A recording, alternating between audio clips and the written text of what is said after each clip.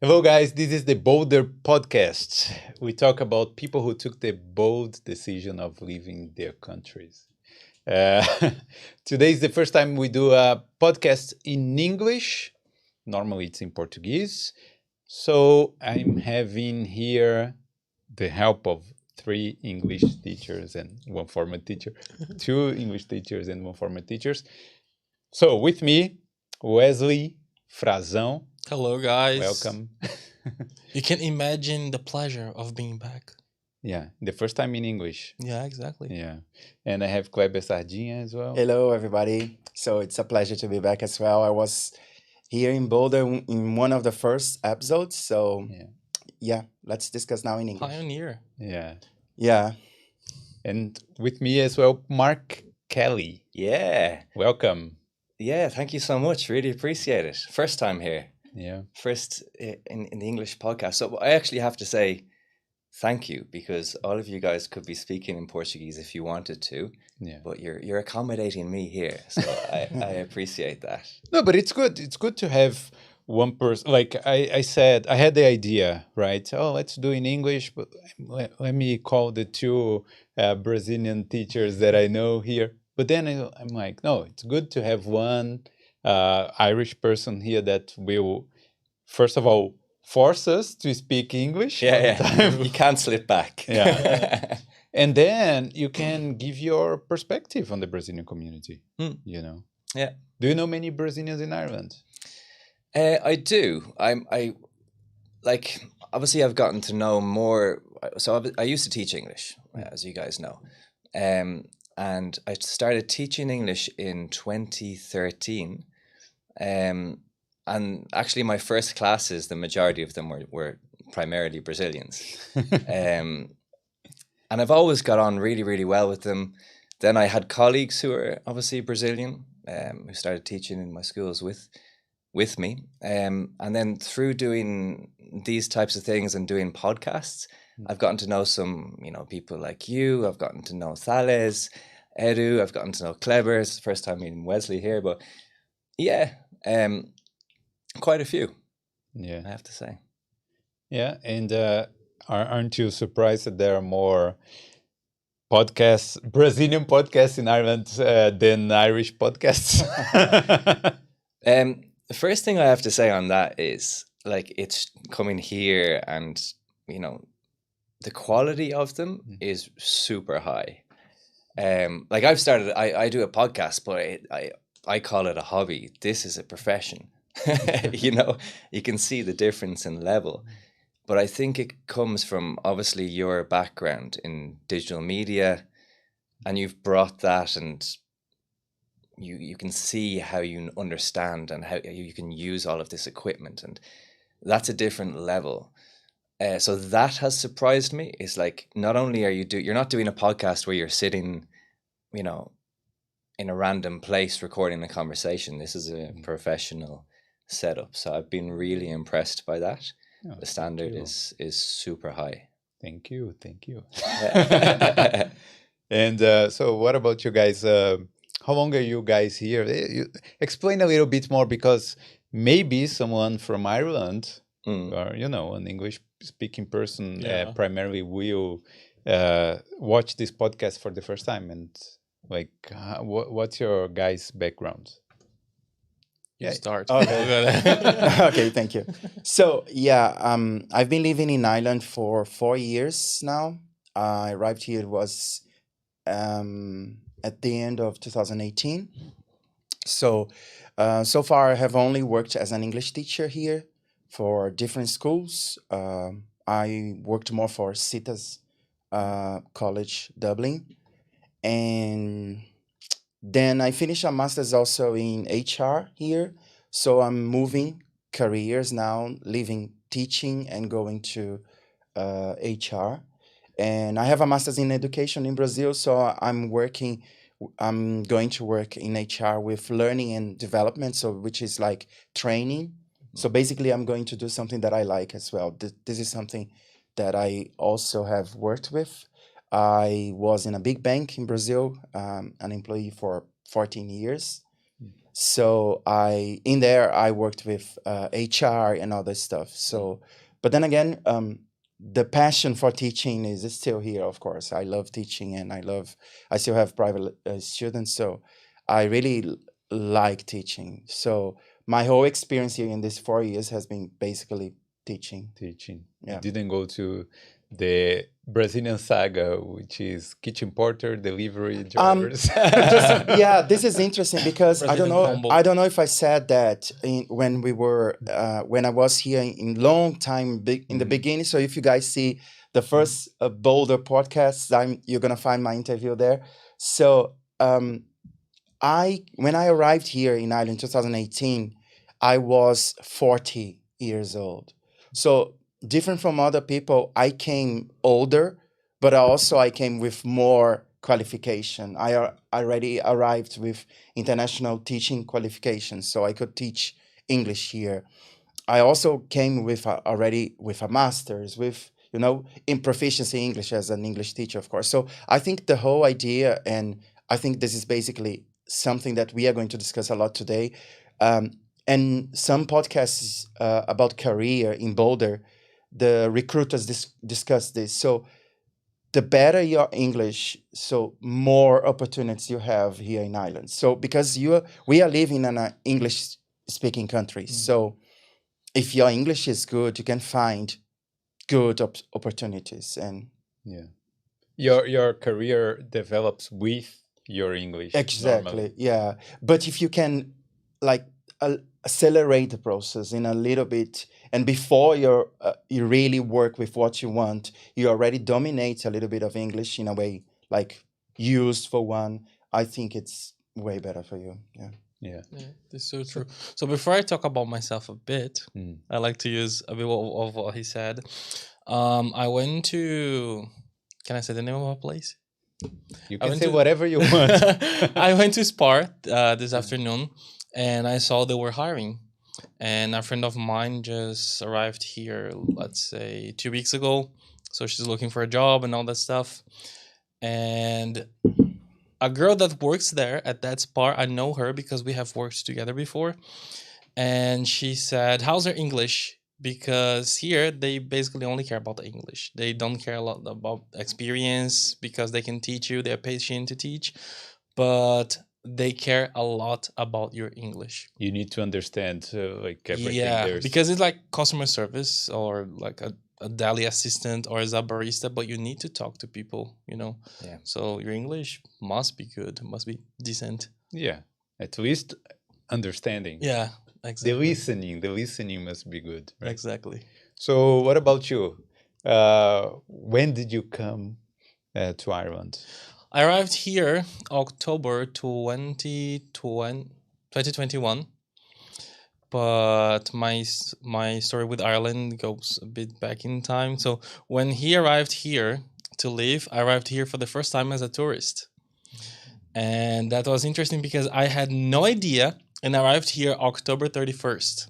That was Halloween. And I had no idea that Halloween was like huge here A in big Ireland. deal. Yeah, exactly. That was like by accident. And I spent like only 1 day and a half here. But something that really got me was like the sunset and the sunrise. Because at that time the sun was rising at like 8 a.m. So I could wake up and see the sun rising. But was there a sun in Ireland? Yeah. That day, yes. Yeah, it appeared. And it's funny because I rented an Airbnb and the host said, "Well, it's a miracle because it's always raining during Halloween and it's actually Yeah. quite sunny. So maybe it's because you are here." And I was like, "Yeah, I brought the sun to Ireland." I was feeling so special. But I was like, "Oh, I have never seen those colors before." And also the green here in Ireland, like the color of the shades of green you see in trees and everything. It's like different from everywhere else you go. So it's like 1 day and a half is not enough. Like I must go back and see it like for longer, have a longer experience. Yeah. But I've always said, yeah, I can come to Ireland as a tourist, but never to live because accommodation is so expensive. So I would never live in Ireland. And here I am. I have been living here for almost 2 years. Never say never. Never say never. Yeah. Yeah. Never say never. But And are you enjoying it? I love it. Yeah, I can say that like Dublin is my home, you know. So I love Irish people. I love Ireland. I love living here. I know it's cold, it's raining, it's windy, Yeah. but you know, the summer is like coming soon. I hope so. I hope that's not a lie. It's early days, man. Don't get your hopes up about summer Yeah. too quickly. Yeah, one day it's like 28 degrees and then it's cold again. Yeah. People are The rest is desperate. just light. People are desperate about the heat wave, like, oh, 33 degrees. And I was like, this is a normal day in my hometown, you know? Yeah. So Yeah. I'm all Yeah, right. but if 33 degrees here, I think it's also like the country is prepared for the cold to a certain extent. True. Yeah. So you To a have certain your like extent. your big double duvet and very insulated walls in your house. So when 33 degrees actually comes, you're like absolutely roasting, worth it. Yeah. especially for a pale, sweaty Irishman like me, not used to it. It's interesting you said what about the green and the different shades of green. Growing up here, it's just when you grow up somewhere, I guess you take something totally for granted. Mhm. Like I never really understood why people said that about Ireland. But then, having lived abroad I lived abroad for 5 out of the 10 years of my 20s. And coming back then to Ireland, you're like, okay, yeah, I'm starting to see why people reference the green Yeah, all the time. You Where did see you from live? a different. Say again? You see things from a different perspective. Different Yeah. perspective, yeah. I was in Spain. In Spain, yeah. Yeah. Yeah, like Spain's warm. It's nice. But I also... Good food. Good food. Great culture. Absolutely love the Yeah. culture there. Yeah, that is one thing about Ireland that has actually massively improved, I would say, since, like, I know, Felipe, you've been here since 2010, Yeah, 11. 11. For me, the quality of food here available in, obviously it's still maybe far off places like obviously Italy and France and all these places, but back when I was growing up, it was unusual to find authentic, let's say a Mexican restaurant. Like if you went to a Mexican restaurant, it would be unusual to actually see a Mexican person working there. Yeah. It would be an Irish take or whatever person's take on Mexican food.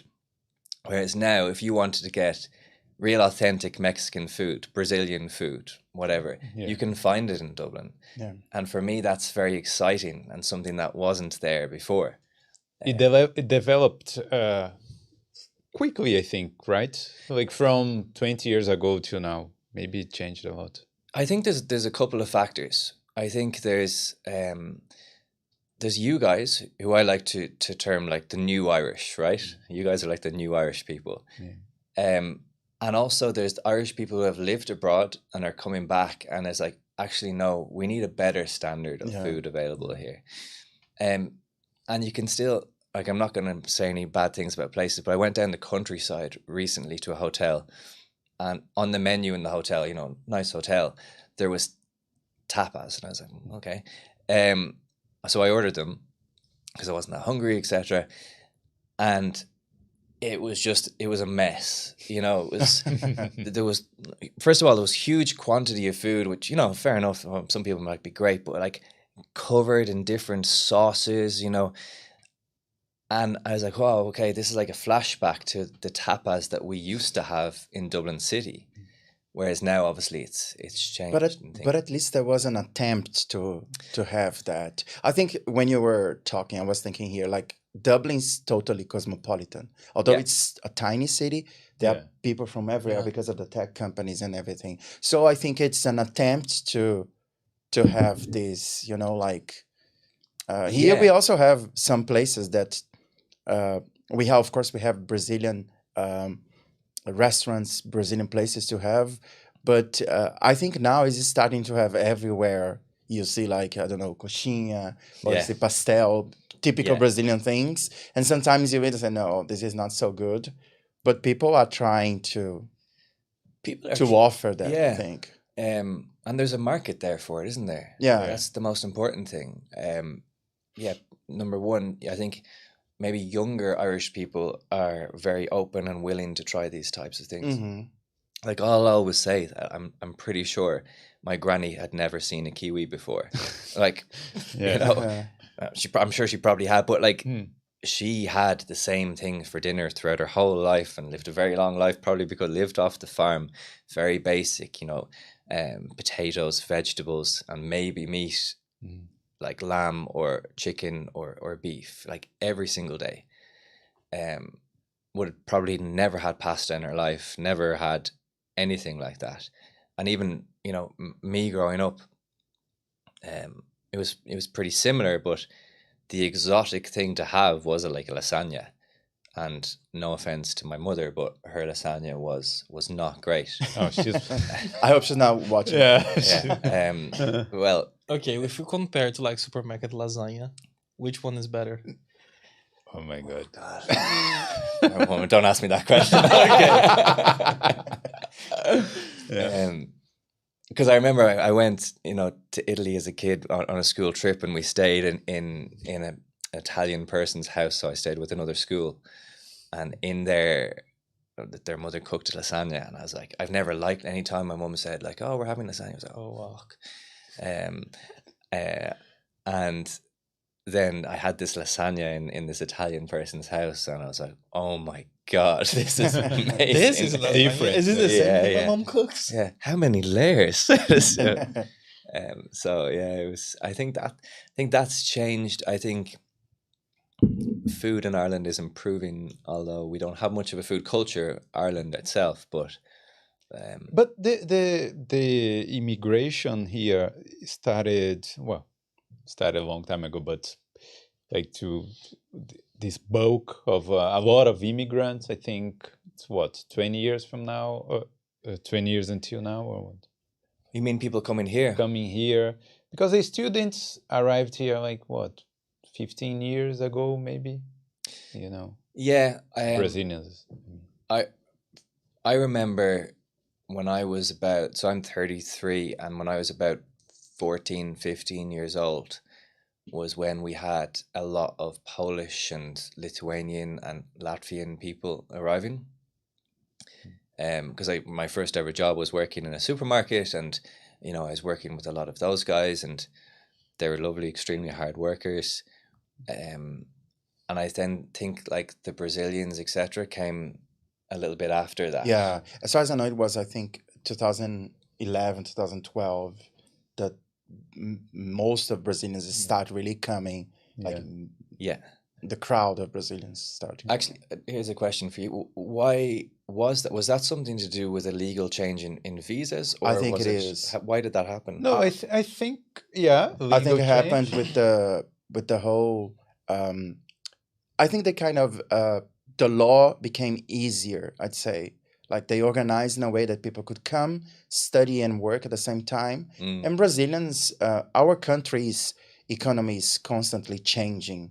Yes. You know, up and down all the time throughout the government. So I think people in general see living abroad, especially in an English speaking or a European country, as something like, okay, I'm gonna have a better life. I'm gonna do, you know, Yeah. things that I could never do with my Brazilian salary. So I think it has always been like a seduction of living abroad, and for many people. Yeah. Most of the time, this idea, I think, in the Brazilian culture would be more the United States thing, like, oh, I'm going to the USA. And we see so many stories of people like crossing the border illegally. But now, when other countries like Ireland facilitated that, I think many people say, oh, why not? Yeah. I'm going to give it a try. So, I mean, it's much better to come here yeah. than to risk your life. Yeah. Exactly. You know, and crossing a border. In things like that, exactly. So also people start, I'm just giving examples, of course, but I'm saying that people start considering other realities rather than just United States or even England. But Yeah. so But where do the majority of like Ireland, I imagine Ireland is too small to have the majority of expatriate Brazilians.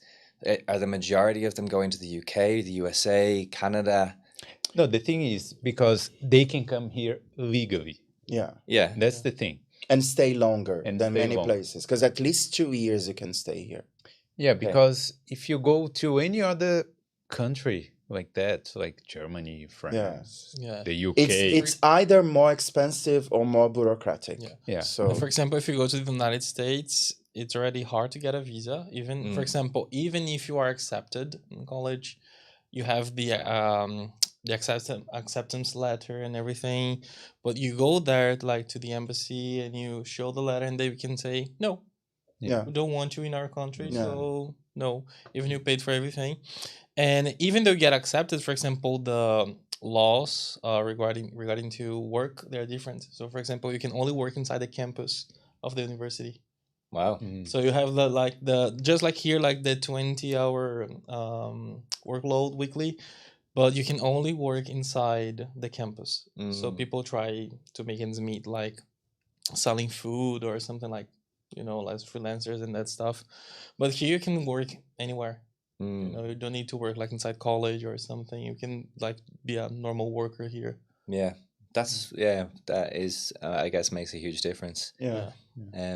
So how was growing up in Dublin? I mean, because from our perspective, like we talked about some when I went to the podcast to A Life in Dublin, because we didn't mention, but you have a podcast here, A Life in Dublin. So when I went there, we talked about some, polemics, like some polemics in English? You would say, polemic stuff, yeah. polemic And subjects. then, so we talked about these young people who, do a mass in Ireland. And I think if I were to say one bad thing about Ireland, it would be that sometimes we don't feel as safe as we should be, And how was it growing up when you were young, like younger, right? Younger. I would have the same feeling. I guess when you grow up with it, well, like, to be clear, what we're talking about is, maybe certain parts of Dublin are unsafe, or we'll have like, I'm not going to use. So how do I explain this properly, right? When I was growing up, like, we talk about knackers being everywhere and stuff like that, and like, don't get into a fight with a knacker or a group of knackers or whatever, and that I've been often trying to think about, like, why do we have like situations like this? And there seems to be. So I went to a school which was very mixed in terms of the people that went there, and you could have had problems there, but often it's a huge social issue, right? And when I say social issue, I mean people who have been maybe pushed to the outside of what normal society. And I think sometimes, you'll have kids or younger kids who come into because Dublin is such an easy small city. You can just, if you have a bike, you can get around it quite easily and cause problems with other people and take out your anger on other people. Like, I remember one actually Brazilian girl was like in my class years ago, and she was so angry. Unfortunately, I started laughing, but this is terrible. But she was like, in Brazil we have proper problems, like, real crime, like being murdered, and it's like, but they're punished. And I was like, yeah, of course, that's how it is. And then it's like, I was coming to school today, and these kids, they're shouting and throwing eggs at me. Yeah. And it's happened to me too, where people have thrown eggs at me. And in the moment, it's like, you get very, pissed off or whatever, but you kind of have to learn to let it go. So I guess to really answer your question, it's frustrating. In my personal experience, yes, it's frustrating. I hate that people who come to this country have had to adapt to that. I think your community particularly has adapted really well to it. But I think we need to actually start trying to solve this problem, And first of all, what I don't like, and is what I've actually just done was I've said a name and I've identified that group as people as a them, and I think there probably is that is one of the problems. We need society to be more welcoming. We need way more social services for people. But so this has been not a problem, but this has happened since what, 20 years ago, 30 years ago. Like, this is a constant thing that's happening. Yeah. This egg throwing. I mean, this egg throwing Yeah. is not, it's not a like Bonfires. bad, but okay, whatever. It's an egg, Yeah. But the problem, I think, the worst problems are what, the knives and Yeah, gangs. I think in this case, the Irish culture kind of normalize the violence. For example, so I heard some people saying like, oh, these kids are doing this, they are messing around in the, I don't know, at Luas or in a supermarket. This is normal. They are kids, they are doing, and we see from different perspective, because for us, a policeman, for example, is an authority that, Yeah. punishes, establish orders, and then we see Garda and goes there and Yeah. what do? You just fill in a form and say what's happened. So I think maybe not only the society, but especially it reflects in the law, in the organization, social organization. I think the police here is very like easy to these things. I'm not saying for them to be violent. I'm not saying to pay small things in this way, but at least establish order. I think it's not clear established in this way. So for us Brazilians, when we come here, it looks like you are, helpless. Nobody's helping you, because what can you do? Who would you complain to? Who would you? You don't have this support when you have this. I have had some issues like this, and I needed a Garda. During the pandemic, I had a problem with a flatmate from another nationality, and there was one guy that was threatening me and my flatmate. She's Brazilian as well, and we needed Garda. Basically, they didn't do anything. We did all the formality. We asked for everything, and we asked also the landlady, and she said, "Oh yeah, I'll do my best." So I think it's part of the culture. This, I'm not saying that is bad or not. I hope you get my point. I'm saying that the way you Irish see violence or see things in this like field society, I would say, is different from what we see. From what we see, say, wait, nobody's gonna do anything. Where's the order here? So, sorry, no. The thing is, it's because like obviously we come from a very violent country. Yeah. Probably most. one of the most violent in the world, Yeah. so if not the most.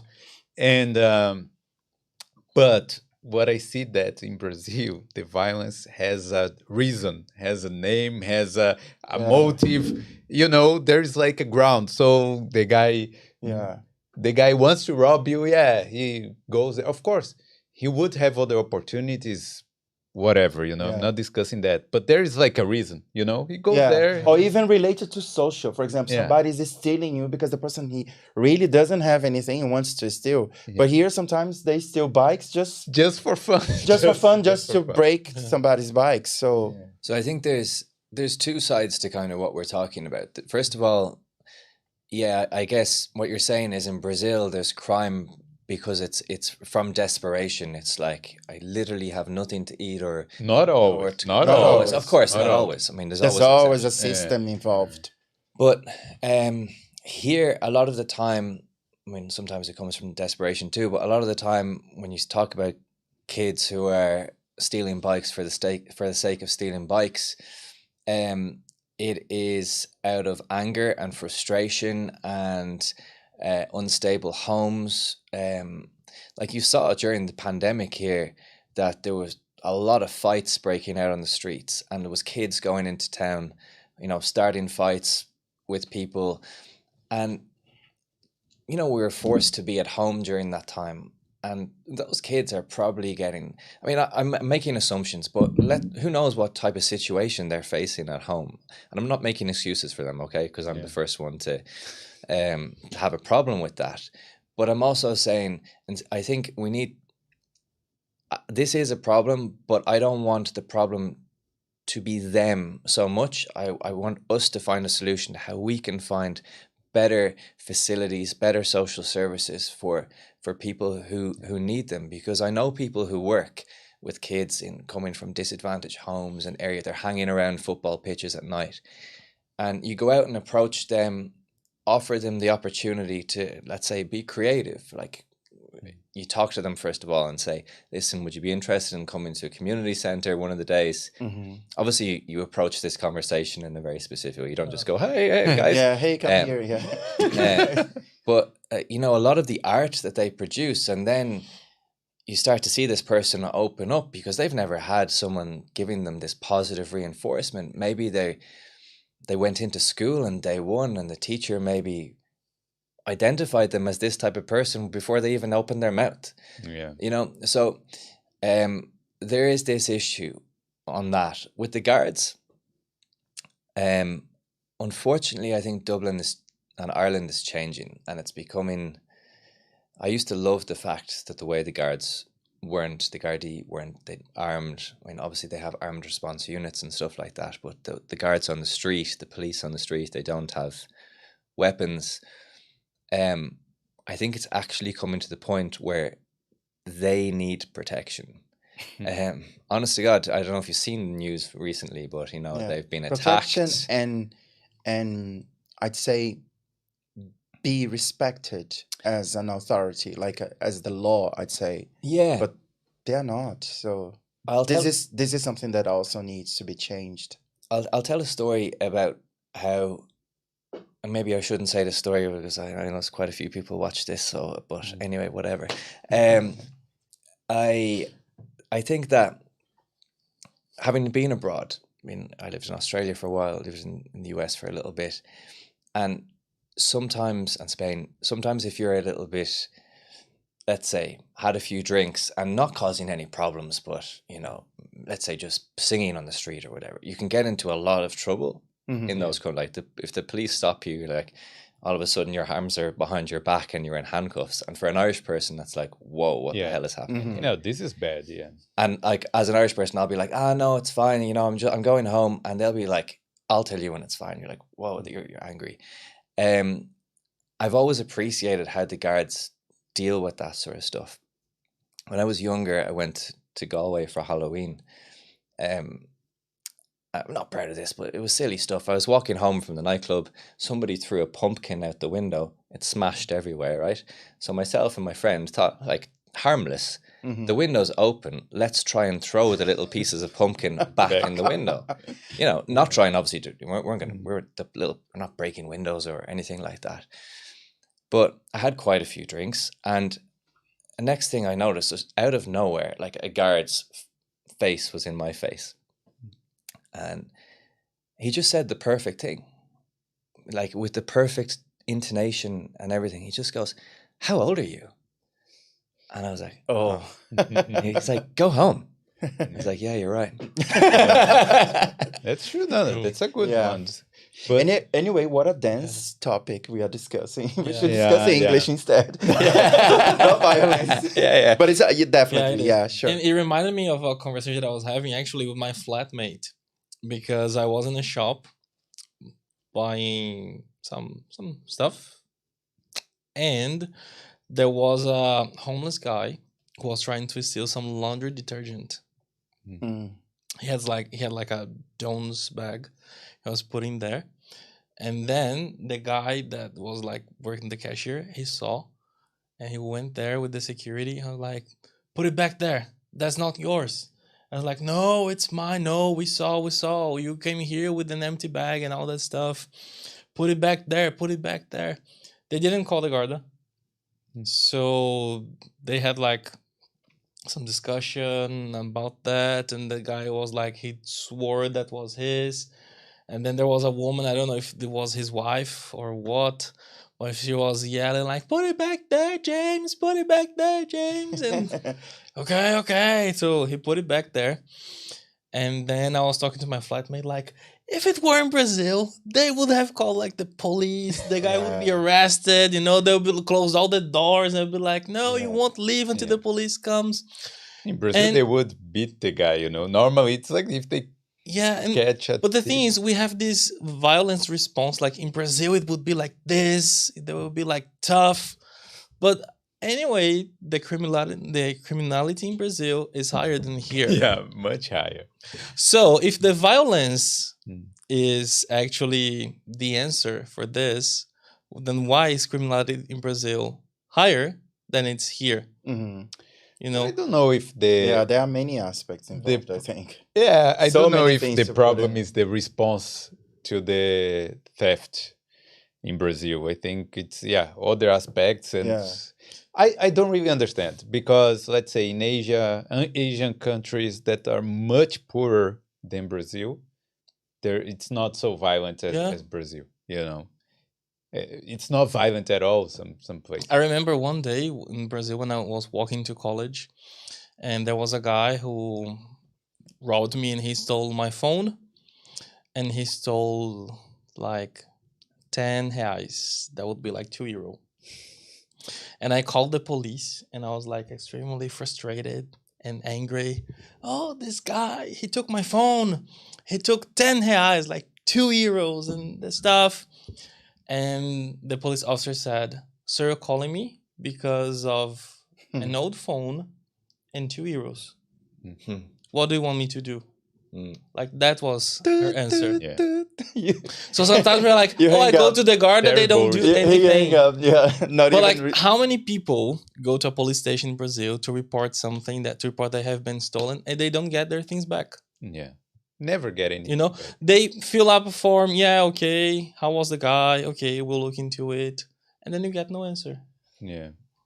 So sometimes it's not that different. We think it's different, but actually it's not that. No, different. yeah, when they say, "Oh, the police here doesn't do anything," yeah, you gotta look back and it's sometimes it's the same thing. Yeah. Yeah, whatever. Okay, sorry. I don't want to put you on this. No, I like this. Because often talking about Dublin and people who move here, or like when I'm talking to people on the podcast and things like that, is often very positive.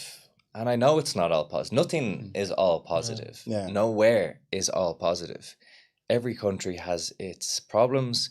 Every country has its positive aspects. Brazil has incredible positive aspects as well. So it's nice to actually talk it out, because I think if you're talking about it, then it's clear and it's honest, and yeah, at least people will understand like what we feel as well. absolutely. But what about your podcast? So you talked to people from different countries. How many Brazilians have you had there? Quite a few. I don't know off the top of my head, but 5 or 6 at least, maybe 7. Yeah. But in general, what's the main concern of people when they come here, and what's the main problem they face? Accommodation. Yeah, it's an old topic, an old story at this point, but yeah, it's a big problem. Did you have a problem with accommodation? Well, I had. Yeah. I actually was very blessed because I had 2 friends that already lived here. And so shout out to them. Adelina, André, you saved my life. Yeah. So I was living in their sofa, for like almost 2 months Oh my Wow. because I couldn't find. And actually, When was that? it was October 2021. But were you choosy? No, I wasn't. Because I wasn't. The thing is, that happens as well. Because Yeah. just to interrupt you, but some people come from Brazil and they think that they're gonna have like a penthouse straight away here. Like, it's like, what the hell is Yeah. that? Doesn't happen like this. So no, I actually got very angry because I couldn't even get someone to talk to me. Oh yeah. And for example, on Facebook, like Marketplace, there were the advertisements like, oh, we have a house with a spare room and all that stuff. And I was like, hi, I'm interested. But the thing No is, reply. Facebook, they don't allow you to put your contact number, like your phone number or something. Okay. If you put your phone number on the advertisement, they will hide it. Hmm. And people, they just don't check Facebook messages. They hope Yeah. you will talk to them on their phones. Yeah. But if I can see your phone, I was like, please see my message, see my message. And sometimes when I got someone to see the message, they were like, oh, Gone. it's taken already. I'm Yeah. sorry.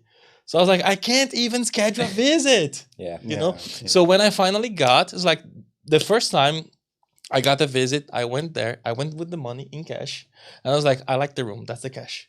I want to take it. They were like, yeah, but there are like 2 more people to see the room. I was like, I don't care. I have the cash here. Yeah. I want this room. I want this room. It was like a tiny room, like half this room. It had no windows, you know. And for example, I had COVID. I had to stay isolated in that tiny room with no windows cell. for 10 days. Wow. My flatmate was like a 50-year-old Irish guy. And I remember he looked at me and he said, do you have COVID? And I had like 2 masks. And I was like, stay the hell away from me. Oh, Oh my God. God. Yeah. I'm like, sorry, you're sure, you know, so welcome, you have COVID, do you need anything? And he was a taxi driver. Yeah. So I was hoping he would be like, if you need medication, anything from the market, just let me know. I'll put this here on your door, you know, we don't even need to have any contact. But he just said, stay the hell away from me. Jeez. Oh my God. Like, What a lovely man. And how much Yeah. were you paying for this pleasure? I used to pay 600 euros. Yeah. Yeah. Today It had I a would TV. find this cheap. Yeah, it had a TV in the room. Mm. So that was something nice. And I really missed having a window in my room. I have no idea I would miss that. So sometimes I would put some beautiful landscapes on the TV and I'll pretend that was a window. It's quite sad, really. That's Yeah. We're laughing, but it's. And I was really like, sad. well, who am I lying to? Yeah. Because it's not working, you know? Yeah, it's a really shitty situation. Sorry, am I Yeah. allowed to curse on this or? Yeah, sure. But Mm. it's yeah, like even if I want to move now, or not if I want to, if I have to, if my landlord, which she said, we're thinking of selling the house, but we just don't know when. I was like, okay, cool. So at some point or another, she's going to sell the house, which means I'm going to have to find somewhere else to live. And I know it's just going to be an absolute nightmare. And Mhm. Yeah. I would like to say that it's not. Sometimes I hear people making a comment like that it's kind of the accommodation problem is only for people who move here. It's not like Irish No. people For have everyone. this It's problem It's for as everyone. well. For everyone. And there's different levels of the problem. Like sometimes it's something like that, which is kind of like humiliating. Or I've been in a situation before where I wanted to live with a group of friends of mine, and we saw this house. It was lovely. It was an open house, you know, like queues of people there. We said to the guy, I was like, yeah, we really want to take this house. And like another group right beside us at the same time was like, yeah, we'd love to take this house as well. And he's like, okay, great guys, you know, I'm happy with both of you.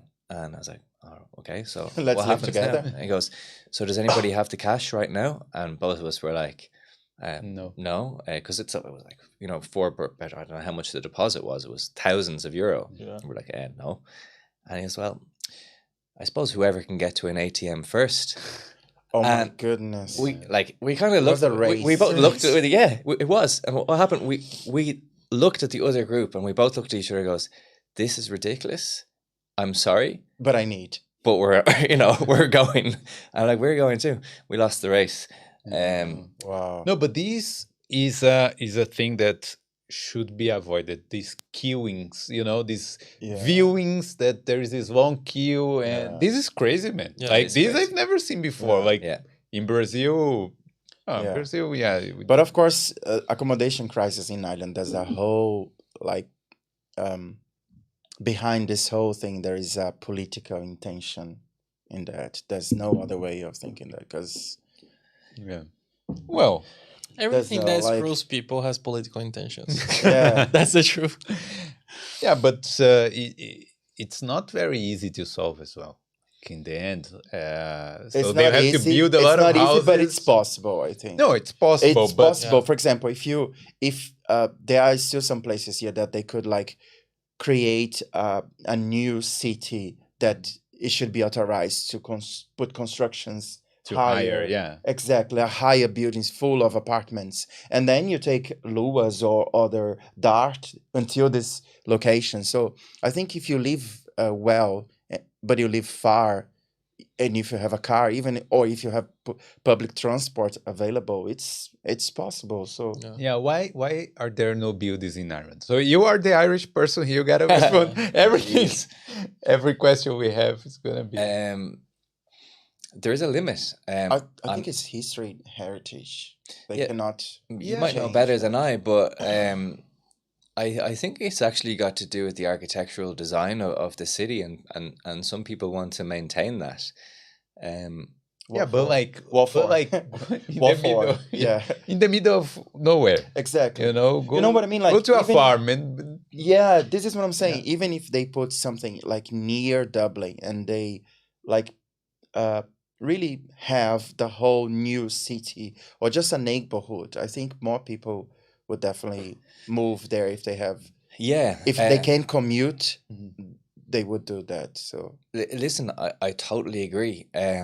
But I think, as you guys said already, it's sometimes it's not that simple. You know, again, if you build a large amount of housing, are you building schools? Are Yeah. you building the public transport Exactly. infrastructure?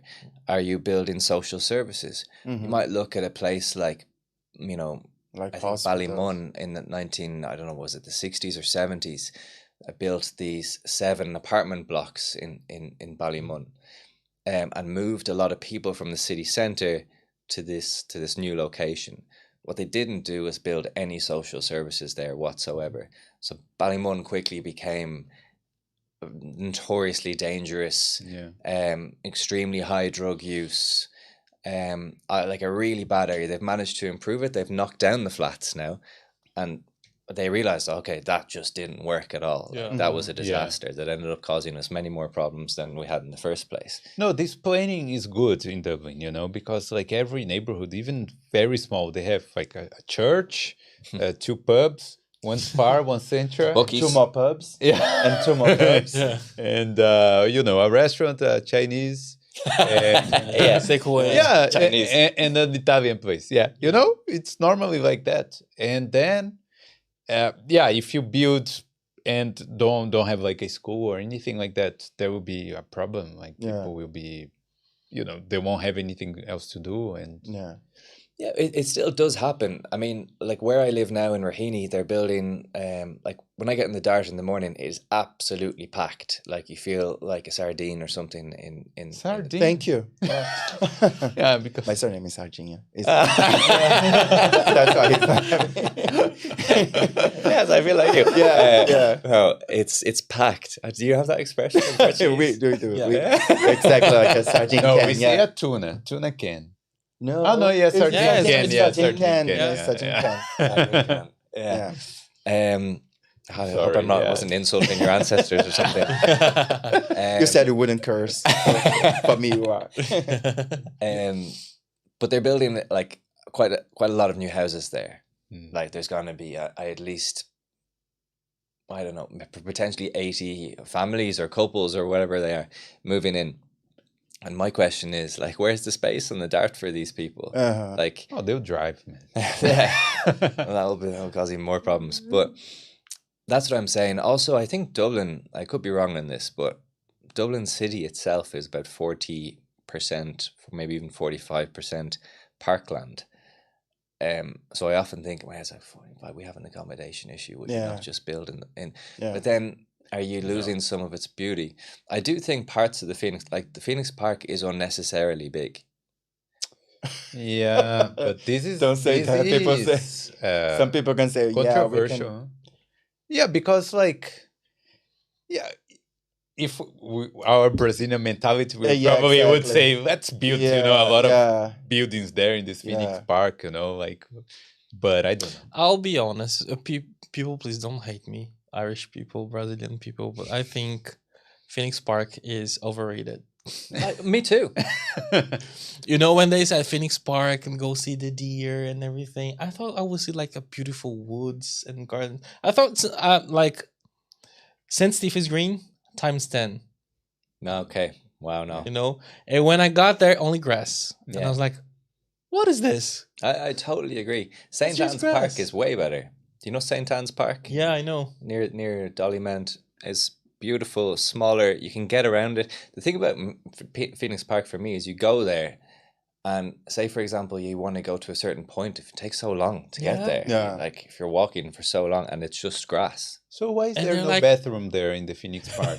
People don't need to pee, or they go behind the woods? Yeah, they just go in the trees. Yeah, I just think the park is nice. It just lacks structure. I think Yeah. like more things for to put more things to do there. I think there could be like a playground and gardens and that stuff, you know? Yeah. Because they say, oh, it's bigger than the Central Park. Yeah. The Central Park is like, there's a bridge, there are some stones, Yeah. you know, and all this stuff. Yeah, More Oh, trees. yeah, you have many things to do there. Yeah. No, the most interesting things, the deers, in the Phoenix Park. Yeah. Maybe they should knock down the president's house and put there like, Yeah. few buildings. Yeah. You can't knock the president. He doesn't need a house that big as well, so. He definitely doesn't. I could No, say but he he uses needs, one room. for the sunshine and stuff. Like, remember there was, but this was Leo Varadkar was taking the sunshine. Always having a sunbath. few cans in the park. Yeah, Yeah. Yeah, he's a good man for that sort of stuff. yeah, Yeah. nice. Yeah. But yeah, Phoenix Park. I have a friend who was, trying to do something in the Phoenix Park, and the Garda knocked the car door. Oh, No. really? Yeah, Wait. Okay. You This know? is another thing. yeah, Then- because there's no. There is a karaoke. proper place. No love motels, no love hotels in Ireland, Yeah. Do you know the Interesting. concept? Do you know the concept of Brazilian motels? Yeah. No. Oh, look, in Brazil we have a hotel. Yeah, Okay. okay. Hotel is the same as here. Okay, same thing. You go there and you sleep, you pay, and then we have the motels. Motels are not like the U.S. Because it's different motel. from the US. The US Yeah. is just like an inn. It's just Yeah. like a small place for you to Yeah. sleep. But in Brazil, I'm quite sure nobody sleeps. No, yeah, motel is specifically for one thing in Brazil. This is good to know, just in case I'm booking something on like, booking.com. Yeah. I mean, They wouldn't you be- can go there. you Actually, can they wouldn't be sleep, but- available, actually. Yeah. It's really something. Booking.com?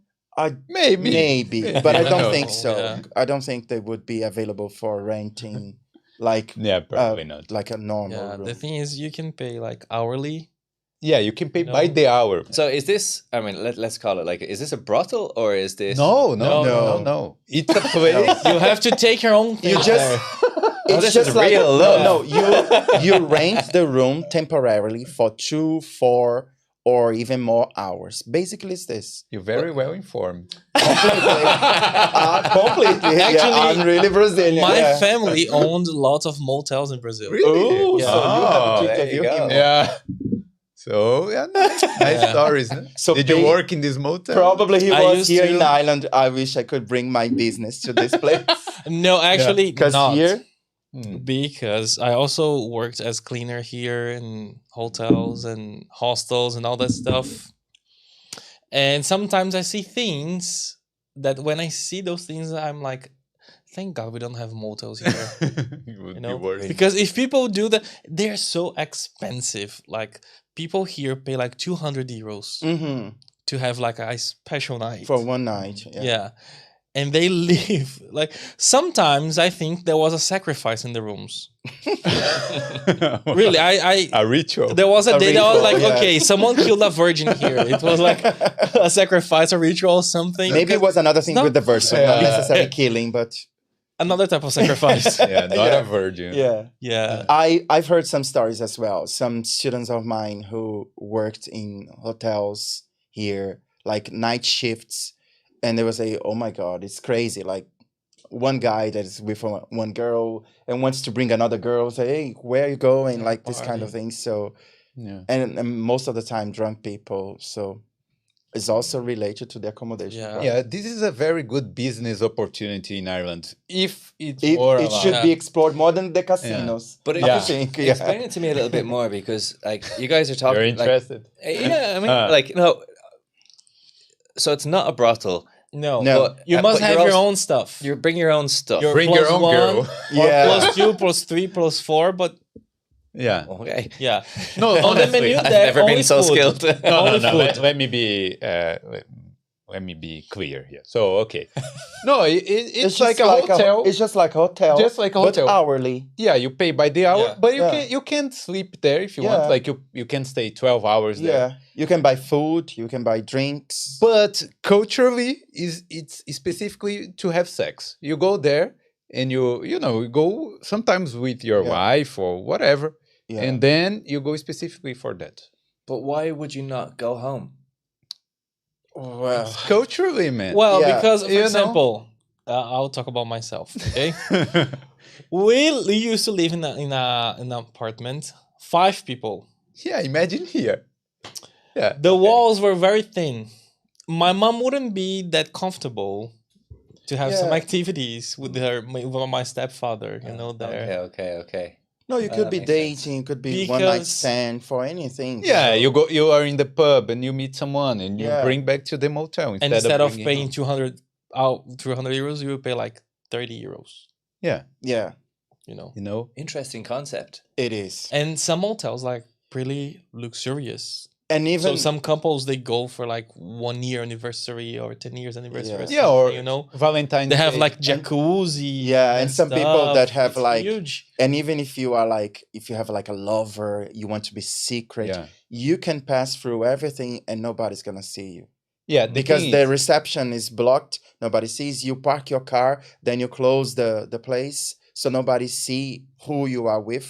yeah, and you they go can out see as you well. go getting into the Yeah. motel with your car. Yeah, But then- I'm just a pause. I'm just thinking about the students who are watching this podcast and are expecting the teachers to talk about English About in Ireland. English. What the hell are you talking about? Or motel. Yeah. Podcast English teacher, though. Yeah, We are English pretty- It's teachers. good. It's good Yeah. to see this other vision of a motel because so my family doesn't have motels anymore, so that's why I can talk about it. Okay. So our motels, I think they were not that discreet. They're like Yeah, some you of would them see the are, yeah. person. Yeah, and- some of them are, some are not. Yeah, but normally, yeah. So you go with your car, and then there is like, the reception. Actually, yeah, you talk, but it's mainly Yeah. blocked. Mhm. I think they ask for Covered, ID. yeah. Some places You know. ask for ID. Yeah, just It- so it's not like a minor.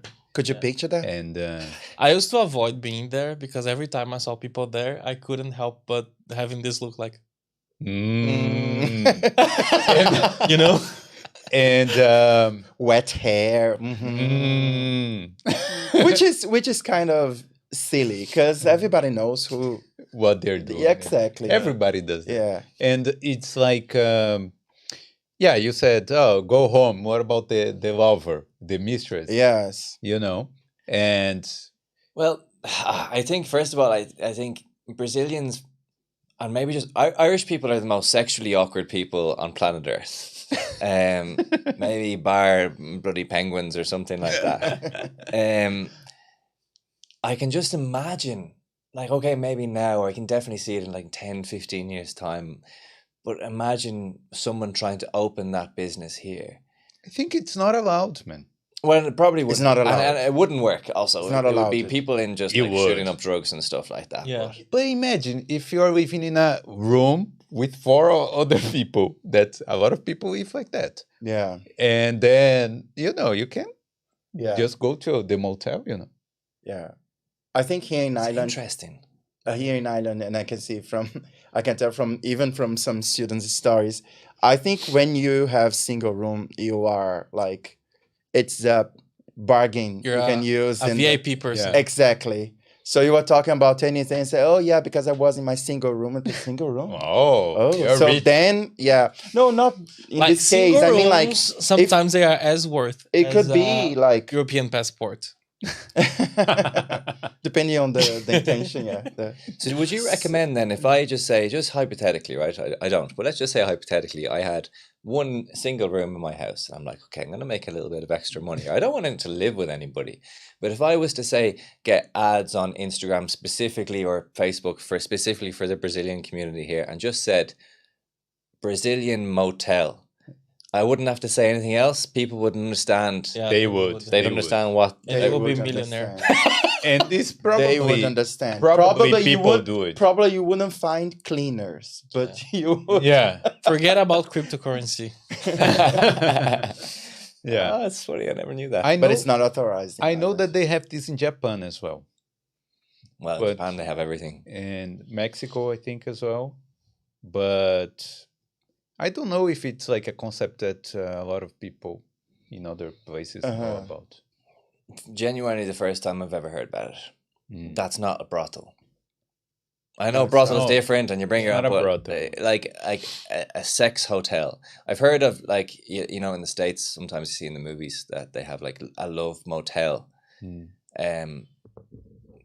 But I've never heard of a place being rented by the hour or anything. Like And also, like in Ireland, I think you wouldn't be able to go to a hotel without checking in, you know. And Yeah. in the motels, like you don't actually need to check in. You Yeah. know, you don't have to show your passport. You just show your ID because of if the person is a minor or something like that. You know, Yeah. and So I think that would be another problem. Like lots of teenagers would try to force in. here, Yeah. I don't know. How did we start talking about this? Yeah. Accommodation. I would suggest talk about English in Ireland. Okay, once let's again. talk about the English now. What? I don't know. So we by have the- nothing to say. By the way, before that, let me ask people who are in the chat there, if you have any questions, send your questions there and we will read in the end. And hit the like button as well, because I forgot to ask in the beginning. Let me ask Carol if there is anyone there in the chat. There are no questions, No questions? but a few 'cause comments. Huh? A Comment. few comments, yeah. Tell me one comment there, just so we... Okay. Also, if people want to ask, but you don't know how to ask in English, you can ask in Portuguese and we translate. You know? Yeah, so- I appreciate that. Is there anyone watching? But if they cannot ask in English, they wouldn't pick up the They answer. wouldn't- That's the thing. Maybe Yeah, there's maybe. some Google Translate going in there. Yeah, or maybe. something. Yeah, would be. Okay. Monica is saying beautiful Britain and American English. My sister lives in England. Very good level of English. Nice. Nice. you. Okay. I think she's talking about what, your English?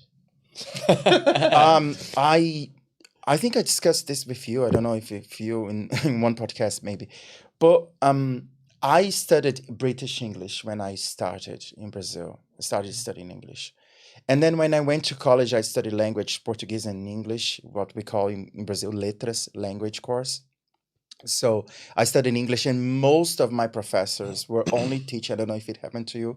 Most of my professors only taught American English. They spoke Yeah. American English, and I was kind of like an awkward person to speak British, to speak like that. Like, can I have some water? now? So, and then consequently, my English changed a lot Yeah. into American accent, I'd Mm. say.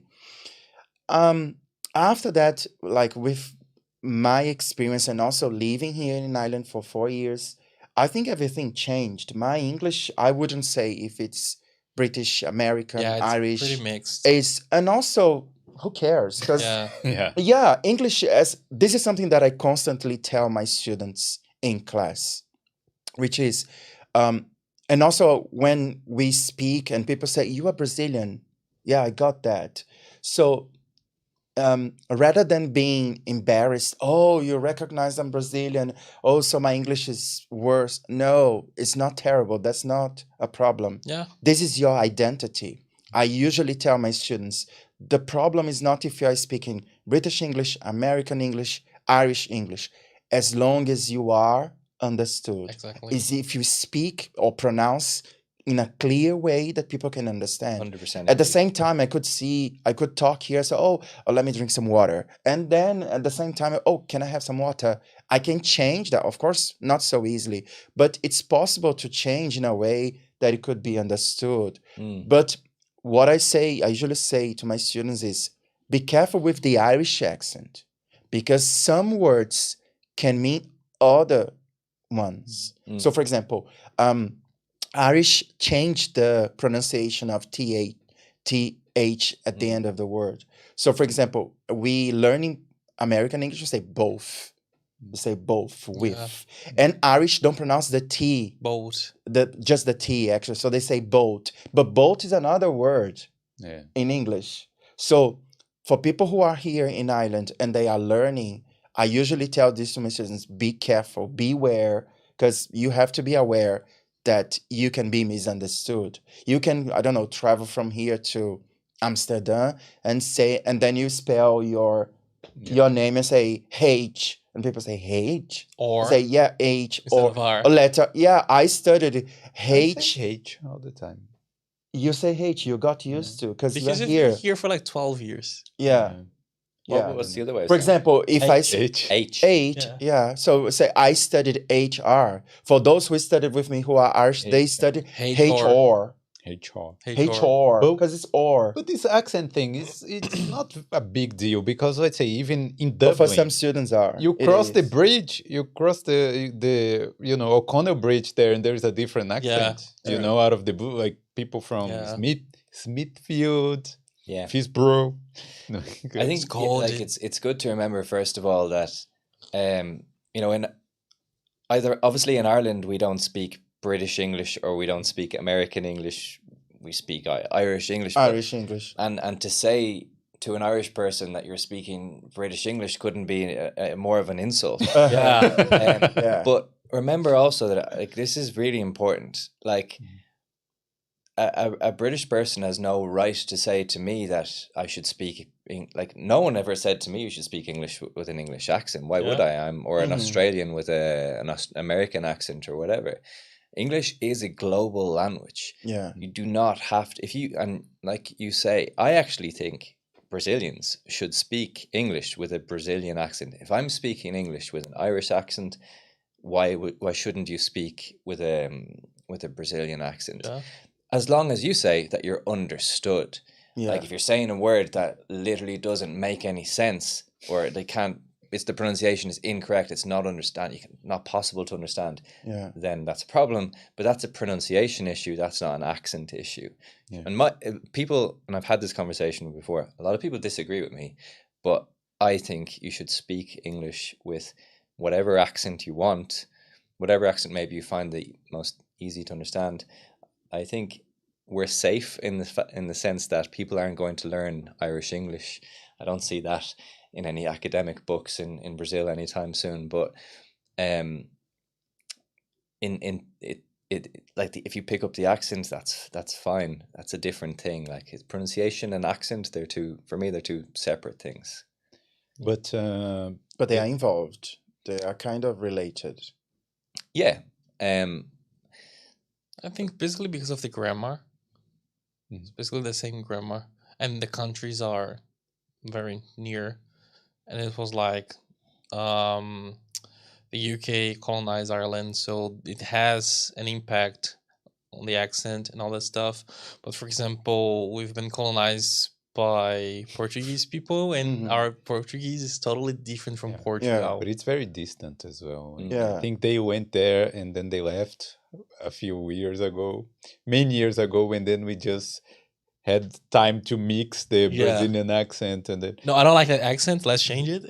But you know why you know why Brazilians are so preoccupied with this thing with the accent? Yeah. It's because we judge when judge a people lot. are speaking Portuguese. You know, when foreigners are not that we judge. It's like we admire when foreigners have nearly no accent, like close to Brazilians. Yeah. Because I don't know why this is a thing, but when I post videos of foreigners who come here and they're speaking Portuguese, and they're like, "Oh, like Kate, she's from Northern Ireland, and they're like, oh, she has nearly no accent, it's impressive, and I see a lot of comments like that, and Yeah, but from my experience, I think Brazilians are more, they accept more a foreigner making mistakes, trying to speak Portuguese, than the other way around. No, Like when they see other Brazilians speaking English, they judge more. Exactly. They are not as patient as they should be, like that, because they say, oh, that's so beautiful, he's speaking Portuguese, look, it's so, and then you say o garrafa, like change the article. like the article, for example, masculine and feminine, which is something simple for us, but for foreigners who are learning Portuguese, say, why do you put masculine and feminine for things, for example? But then sometimes Brazilians make simple mistakes, and other Brazilians or other, we are just saying about the Brazilian community, but it could be any other students, and they are not as patient as they should be. Actually, I would say that I'm afraid of talking English near Felipe because he will judge. No, I don't judge. She thinks I think called out there, Felipe. Now. Yeah. couples therapy. Yeah. We can leave the room and let you discuss. But I would say that There's a reason why we're all here today. Yeah, exactly. Yeah. That's why this podcast is in English. Yeah. So I think that happens because I had, for example, I had a private student here, Brazilian private student here. She had the same thing. She was married, and she always told me, like, I can't talk in English in front of my husband. He was Brazilian as well. He's Brazilian as well, but his English was really good, as long as she told me. Yeah, but she was embarrassed to try to speak English with him in front of other people. I think this happens because you have the intention to help when you are a couple. You have the intention to correct the other. You want the other one to improve better, maybe. And sometimes some people take it to extreme, like, oh, you are, or something that, because for some people it can be offensive, the correction. For some people. Oh, one thing, it's not about accent, but one Irish person told me, like, she said, you are Brazilian, right? And I was like, how did you know? She was like, because you always say, for example. And this, I was listening to you said, for example, a few times, and I was like, oh, yeah, maybe we Brazilians, we say. But in English, you say this all the time as well. For instance, for example. Yeah, we do, yeah. No, but it's actually the for example thing. I think they would get more from the way we speak, the accent itself, the pronunciation, the intonation, rather than just specific words. Yeah, exactly. Yeah, I think, and maybe you guys will have this experience as well, like from having taught English, with kids is obviously different. With kids these days, I mean, I've taught kids while I was in Spain English, and they just soak things in. It's so quick and so easy. Learning English or learning any language as an adult, it's a massive, a lot of the time you have to confront a confidence issue. And I will have that problem as well because, my fiancée, she's Spanish. I speak good Spanish, but sometimes, obviously, particularly if I haven't spoken Spanish in a while, it's a totally different muscle structure. And you guys probably feel that when you change from one language to another. If you've been speaking Portuguese for a long time and then you have to change to English, it's like your mouth is, sometimes I have to pull my tongue and like, come on, activate. So I get that like confidence thing. And I had that experience when I was learning Spanish over there. And so that's why I have a lot of empathy for people who are, and admiration for people who come here with very low levels of English and manage to learn a language, get through the whole visa thing, get a job, and then, that's incredible achievement, the amount of levels that you have to go through there. But that only happens because you lived abroad. When you were, before you mentioned the whole background you had, like living abroad, when you came back, you came from with a different perspective and helped that.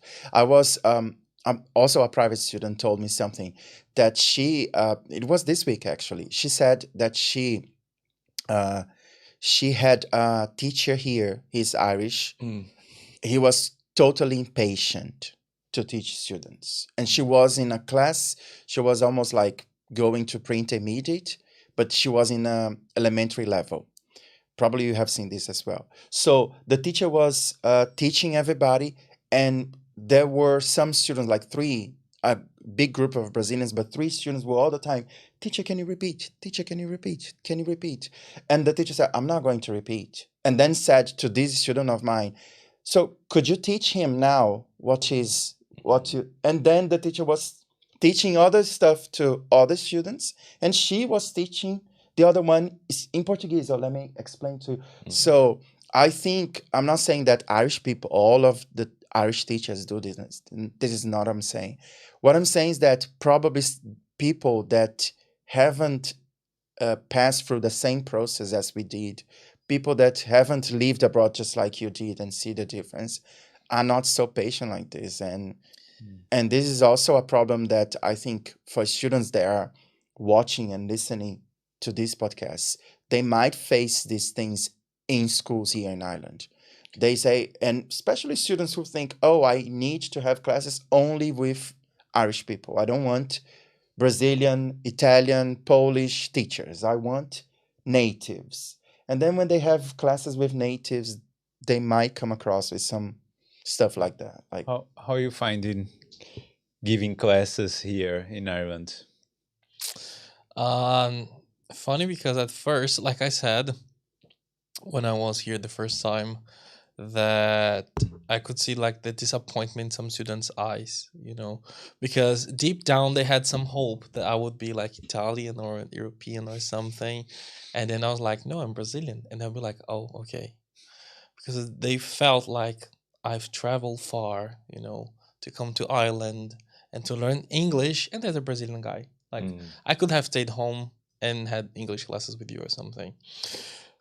But I think there's a difference between being a teacher and between being a teacher and being a good teacher. Like anyone can be a teacher. Anyone can open a book and read the things there and tell students, do exercise A, do exercise B. But the good teacher is the one that he will take the goal of teaching personally. Like, I have to make that person learn English. Like, this is my responsibility. So if there's something wrong with that student, and if that student cannot understand, then I need to make it happen. Yeah. I need to change my approach, Agree. I need to explain with all the words. I need to simplify my vocabulary or anything else. And this is what I do, to every student of mine. I take that like as my personal responsibility. Like, this person has to learn English. So when students see this, they change that disappointment to joy. So they start talking to other people like, my English teacher is Brazilian, but he's great. And then there's like a waiting list to my class, and people are like, oh, you are the Brazilian teacher here in that school? And I was like, yes. Oh, I emailed reception to be in your class because I really want to be in your class. So that disappointment that used to happen at the beginning, like, there's no more. Because when they come to my class, sometimes they know me beforehand, and they requested to be there in that class. Yeah. So it's not because I'm Brazilian. It's because I really try my best to be a good teacher, And it also happens with all the Irish teachers. I know Irish teachers in my school that I feel like they are amazing. I've seen some of them teaching, and if it was like I was in college, because they're brilliant. And sometimes some students, they ask, so I'm going to another level. So which teacher do you think I should try to get? And I was like, oh, that teacher. It's great. Is it Irish? Yes, this teacher is Irish and it's great. Like, there is a teacher from Mongolia also that it's great. It's brilliant, very intelligent, teaches really well. So it's not actually about the nationality. Yeah, I'd just like to add something About being a to good your teacher. comment, which is really interesting. I think the whole thing is professionalism. Yeah, Like, if you are exactly. professional, because you were saying, like, if you are committed to teach students, some teachers here, and I've seen also Irish, they are committed. I want to teach. They have passion for that.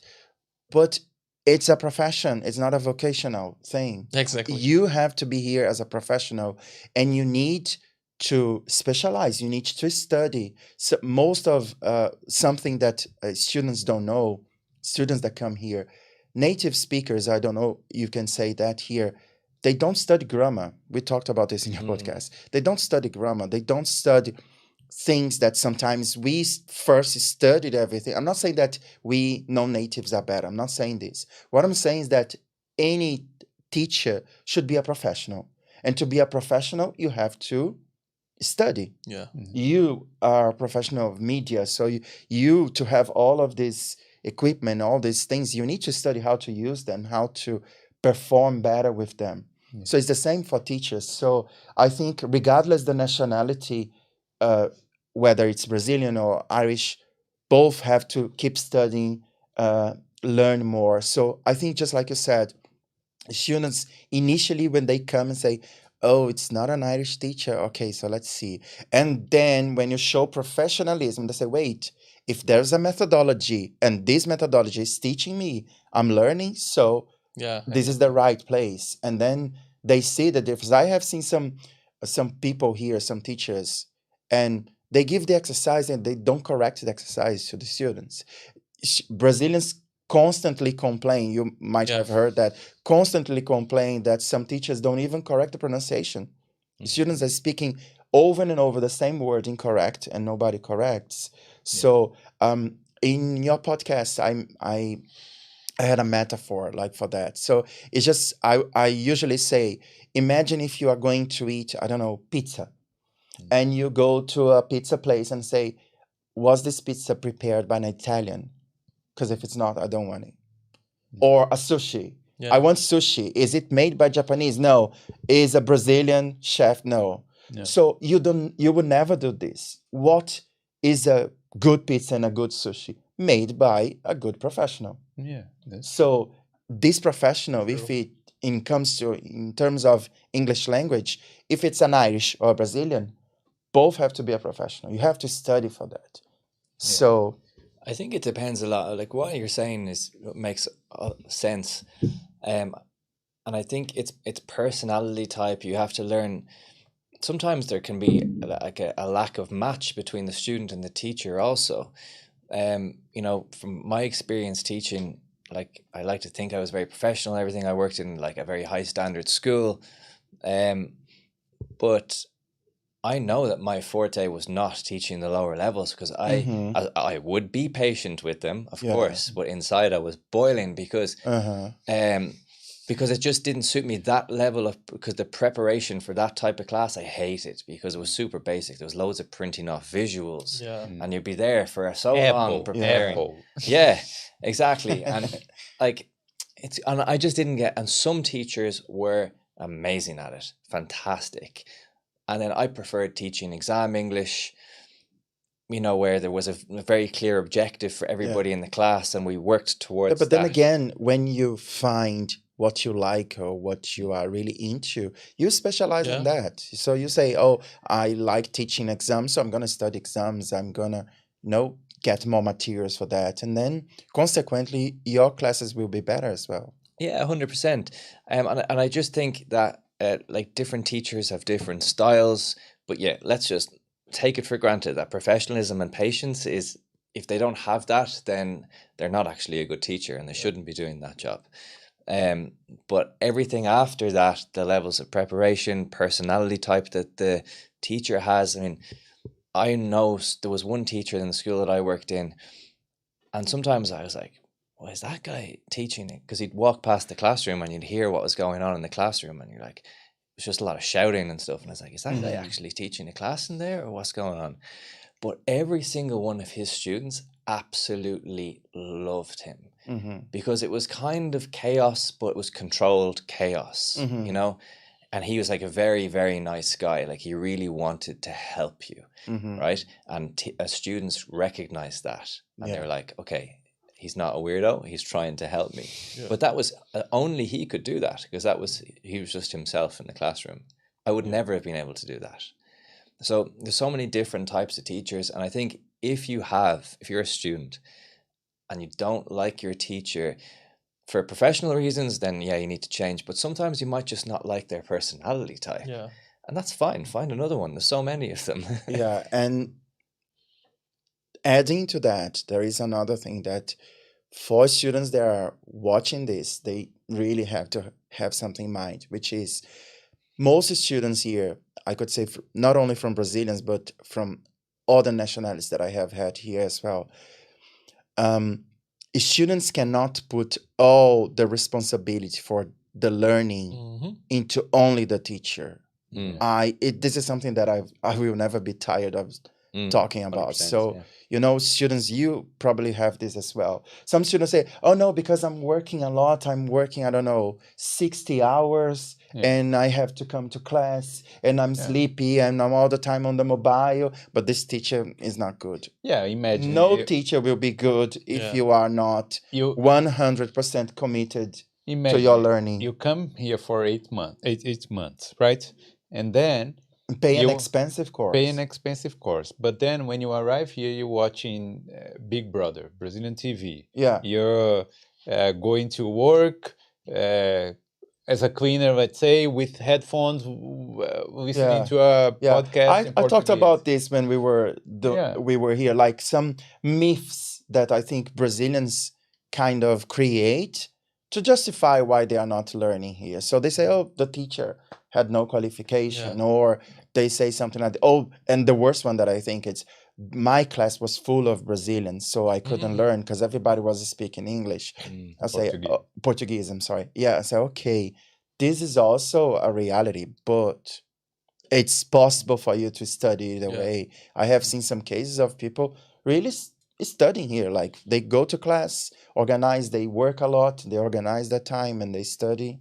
Yeah, you have to remember that you're learning another language, you're changing your brain. Yeah. Like you're changing the way your brain actually works, and that is not easy. It's Yeah. a really frustrating thing to do. It is. It's a motor thing. Especially when you are changing from Portuguese, which is a Latin language, to English, which is an Anglo-Saxon language. So different Grammatical roots, structures. difficult structures, different way of reporting, saying the reality. So it's Yeah. Yeah. Well, once I was covering for a elementary class, and that was interesting because I had like my own class in the morning that was elementary, and then there was another elementary class in the afternoon. The teacher was traveling, and I was asked to cover for the teacher for a week. So I taught them, I tried my best and everything. And then my last day there, they was like, teacher, what do you think of our class? And I said, I'm going to be honest. You guys are horrible. Whoa. Like one of the worst class I've ever taught. And I'll tell you why. Because you guys don't care about English. Mm. I tried my best all the time to make you speak, but all I heard was, oh, that's too hard. Oh, I can't. Oh, I can't. But every time I asked you even to repeat what I said, you were speaking English. We were talking, chatting like with your peer, like, hey, do you see that? But in Portuguese. Mm. And you always complain. At work, I only work with Brazilian people. Then I go to diocese and I see only Brazilian people there. Mhm. So Live with Brazilians. I live with Brazilian Go people. to Brazilian restaurants, but this is not the problem. Exactly. And I was like, so you surround yourself with Brazilian people, and when you have 3 hours daily to speak 100% English, you still want to speak Portuguese? Yeah, So you guys need to wake up. for something that you paid. You guys Wake really up! need to wake up. Yeah, know? and there's And they're another, like, oh, that's and there's true, another teacher. problem that we have to bring here as well, because I like considering this possibility so that students see the real island, I'd say. Something that even agencies here don't tell students. Students are moved from one level to another with no pedagogical strategies. Mhm. They are just, oh, we have here in intermediate 5 people left, so let's get which ones here from pre-intermediate can go. It's just like this. So you don't see the whole things in the book. So these are the things that students should also consider when they look for Yeah. an English school here. So I But think, it needs to be more dynamic, I think. That's why the But there rhythm- is, it's just like a plant, Yeah. Felipe. There is a time for growing. There is, so when you are in a level, for example, if you get a book, just like English 5, I don't know if you worked with that. English 5 is considered one of the best books used for English language teaching in the world. There is a whole team from Oxford, one of the best universities, to prepare everything. So Oxford separated in levels all the things you have to study. So when you master, or at least study a little bit of that in a way that you can, I'd say, use that a little bit, then you move to another level. But imagine there are 12 units. When you finish unit 5, oh, you can go to pre-intermediate, for example. You see, so this is something that for me as an English teacher here in Ireland is quite a frustration. Yeah. I'd Yeah, say. but this- Something that I have talked to coordinators, to directors, and say, guys, don't do this to your students. Don't do. Of course, this is Yeah. like a teacher talking. And but yeah, there is a dynamic of the exchange program. Yeah. Imagine they would be Yeah. in the same level forever if I they know. don't move. I know, Felipe, but for example, But So some students why- are actually in the same so level. why? I don't know. know? You learned English in Brazil, did you? I did. So how did we learn English in Brazil? Because there was a pedagogical program to be followed throughout even years. Verb to be. Yeah, The only verb we learn in let me just Brazil. let me just give you an example of what I'm talking about. For example, elementary class. If you are studying elementary, the last unit of elementary would be present perfect. Last, like unit 12 of the book. So if you are studying in elementary and your school decides to change you from elementary to pre-intermediate, if I'm not mistaken, I think like probably the third or the fourth unit in pre-intermediate, you see past perfect. Yeah. And the students say, wait, I had traveled, I had worked. What is that? Because the student didn't study, I have worked, I have traveled, she has traveled. So when you don't see this, and I can tell as a private English teacher for private students, when students come to talk to me and say, oh, I need private lessons, the students have so many gaps in what they learned. Some students here, I've seen students from upper intermediate levels in here, and they don't know to be. Yeah. They don't know. Or some Verb to be, it's impossible not to know. Felipe, I think, well, Doubt it. it's, I'm judging. Don't doubt it. It's not exactly. No, it's but not So easy as you start your career as a teacher thinking it's impossible that I will be teaching, for example, advanced level C1, and they wouldn't know verb to be. It's impossible. And then you see it's possible. Uh-huh. No, because It is. in Brazil it's like this. So you go to the 6th grade, whatever. And then there's the verb to be. Yeah. And I just remember studying this Yeah, thing in but school. I think and the then Brazilian- next Brazilian public schools are And this not you a don't know. reference for that. I studied in a private school and it was the Yeah, even same. in private school. Yeah, I think because in Brazil the system is not structured for language, really learning the language. You would have to Yeah. go to an English. I remember I started teaching like in regular schools in Brazil, like secondary and elementary schools. And the lesson was verb to be. And I think it was like high school, like secondary school. And the students said, verb to be again. No, I can't take it anymore. So I gave him the marker and I said, then write now the conjugation of verb to be on the board. And he was like, I don't know. And I said, yeah, so that's why we're seeing this again. And I hope this is the last time you need to see this. You know? Yeah. Because in Brazil, like in schools, you study English to do the test. You don't study English to learn English. To you know? speak. So you memorize that, you do the test, and then you forget that. Yeah, we just study to go to the university when we need to do the leaving cert. Yeah. Let me move to the chat, see what is going on, if there is anything What's going on in the happening. chat? Yeah. What are you guys talking about? Ok. Together, tá falando, I'm really enjoying the chat. And I'm proud of myself to be understanding everything. Oh, that's Yeah. great. It's good, right? Because a lot of people, they come here and they don't know anything in English. They don't know how to pass the immigration, Yeah. and then everyone's understanding. It's very impressive. Neta Cardoso. My, Só prestigiar, sem entender nada. saying that That's my it's mom. just- My mom doesn't speak English at all, but she was like, "Oh, I'll be watching." And stuff. Like she won't You're on understand. TV. So, mom, if you're still watching, I know you understand this. Mom, I love you. Oh. I love you too, Dad. Do Should make a good the lasagna. hard. Lasagna. Carol? Yeah, I'm checking here. So really nice to listen in Brazilian speaking English. It's so amazing. Nathanael. No, thank you, Well Nathanael. done, guys. Good job. Sandrini is saying hello, training my listening here. Great. Well done. Okay. I think that most of them are in Portuguese. So Go for it. Literally. Translate You it. can translate it for me if needs be. There's a message. Yeah, you can go ahead, read there.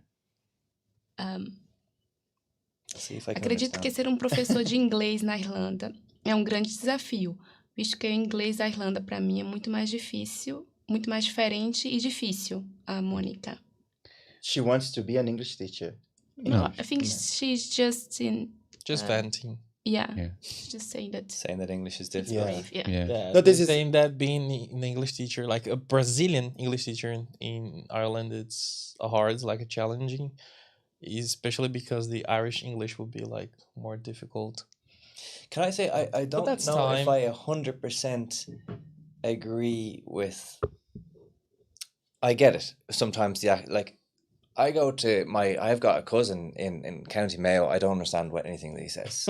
Yeah, genuinely, I don't. Like, I'm being serious, and I don't want to. You talk to upset- him with Yeah. subtitles so that you can get. You know, can I tell like a dark but Okay. kind of funny story? Right. This is classic Irish humor, but I had to go to a funeral there not so long ago. My aunt passed away, right, and I was asked to carry the coffin. So, you know, a group of 4 people carrying the coffin, and then we had to, you know, lower it gently into a hole. Mhm. And, you know, you're a bit nervous. I was following the directions of this guy as my cousin. And I came to the point where I was like, okay, now what do we do? And he said something, and I was like, Something. "Leave that." And, you know, it's like real. Say that again. Yeah, it's Say that like- again. I was like, what? What? What?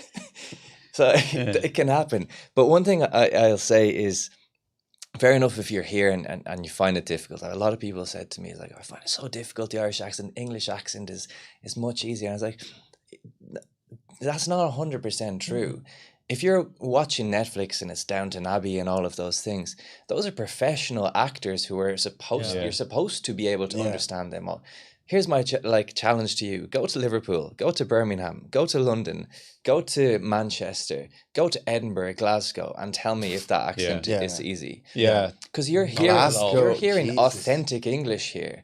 If you watch Irish TV programs, generally they're not that difficult to understand. Yeah. Because they're professional actors. They are made to be understood. Exactly. actually, for the Exactly. the scene. Sometimes, because like it'll happen even in my house. My fiance have said to me before, it's like, oh, English is easier to understand. It's like, yeah, you're watching Downton Abbey. That's like the Queen's English or anything Yeah. like that. Of course, it's easy to understand. Fabricated. Fabricated, exactly. It's Yeah. not real. Yeah, I went to Liverpool and watched a play there. It was really hard to understand. Yeah. And they were actors, but Yeah. Uh-huh. Mm. it's hard.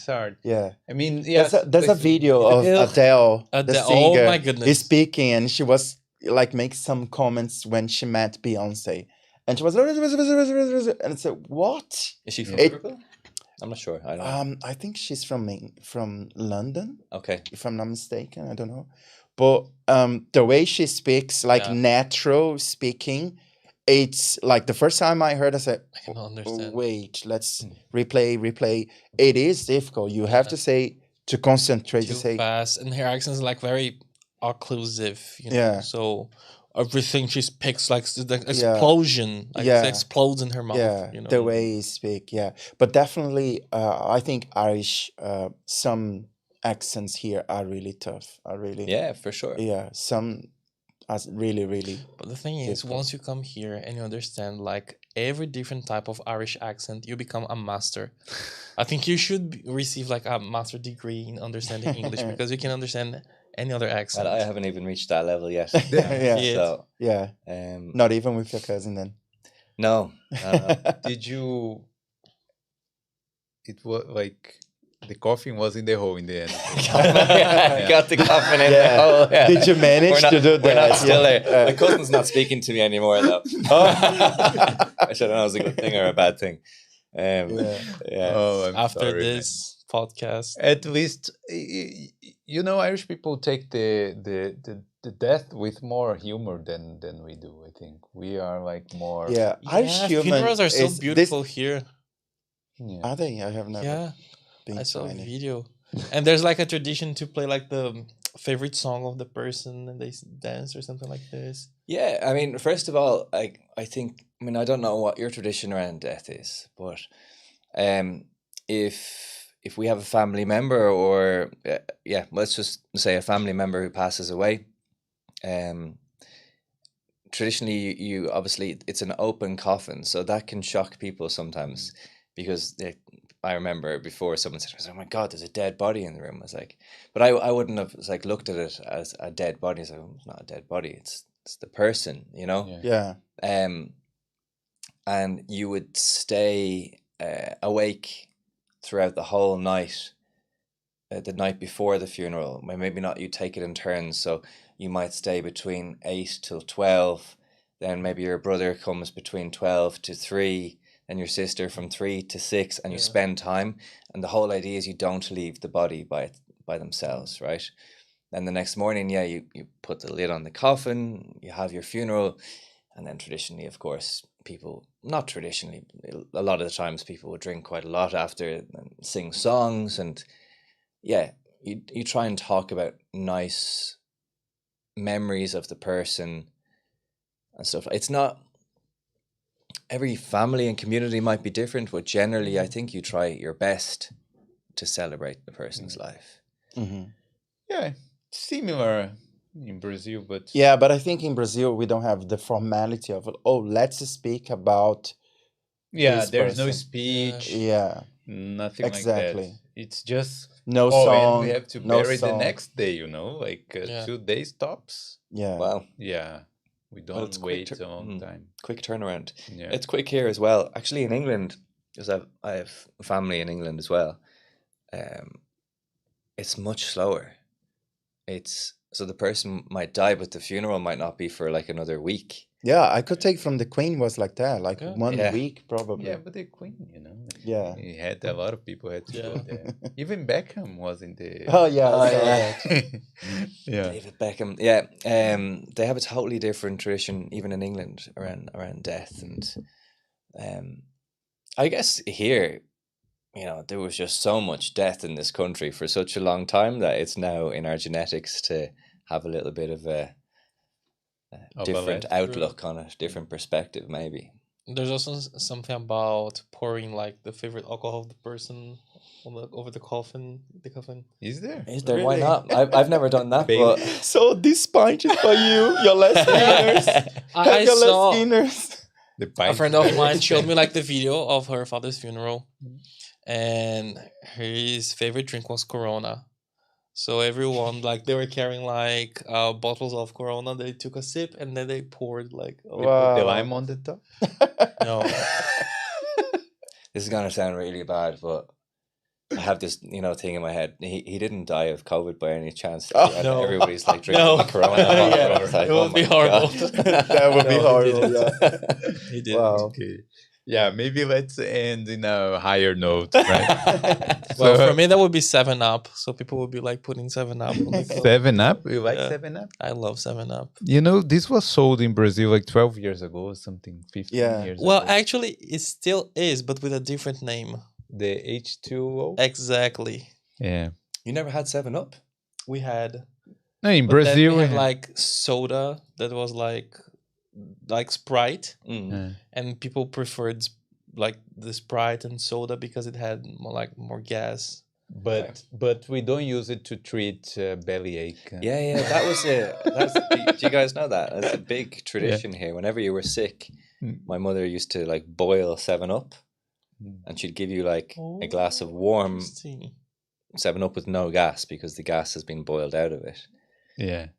I don't know if it's just placebo or what it was, but it worked. Probably. Oh, I'm gonna yeah. try. Probably. Look, we have Christina Molloy. No? She's commenting here. I live in Mayo nearly 12 years, and you should do more videos in English. Oh, that's Great. nice. Mayo Yeah, was a because you said beautiful- Mayo. Beautiful Yeah. part Maybe of she the world. knows your cousin. Maybe. Probably she doesn't understand him as well. So She really does. Christina, Yeah. can you understand people from Mayo? Christina, do you Write know on the his cousin? comments. Yeah. My father is here saying congratulations on this innovation. Nice. yeah. Okay. Let me see. Oh, there's one question. Let me do the last question here. Okay. So Juan is asking Kleber. Mm, I'm gonna translate. Okay. okay. Ask Professor Kleber if he has been as a student and as a professor. What? Oh, yeah, but you said this question. You Say. I don't know. Maybe. He said, "What could be improved in the school system to change the level of the students?" Yeah, that's what you do. This is nice. First thing, don't be dependent only on your school. Your connection with English language depends on you. What are your priorities? Some students come here, as I said before in your podcast, some students come here, start working, and they say, oh, I can make a lot of money, I can travel, I can do all this stuff. And they put English aside. They just take for granted that they need to study English. And just like I said, when they have good English, probably they're going to have more opportunities, better jobs, interact, also culturally speaking, like making friends, having new friends here, or even exploring more the other things. Mm. And so the first thing would be this: don't be dependent on the school only or on the teacher.